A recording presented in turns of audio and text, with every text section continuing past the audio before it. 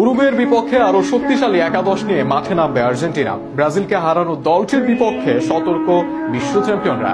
Injury কাটিয়ে এই ম্যাচে ফিরতে পারেন আনহেল ডি মারিয়া, ফলে মেসি, আলভারেজ, ডি মারিয়াকে নিয়ে হতে পারে একাদশ।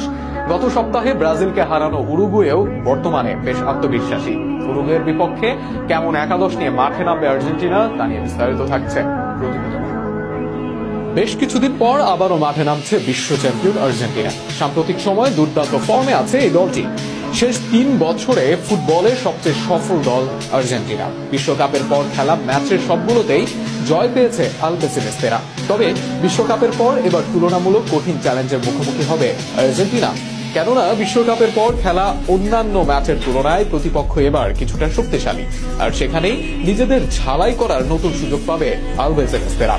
উরুগুয়ের বিপক্ষে সেই ম্যাচে তাই শক্তিশালী একাদশ নিয়ে মাঠে নামতে চাইবে স্ক্যালোনির আর্জেন্টিনা।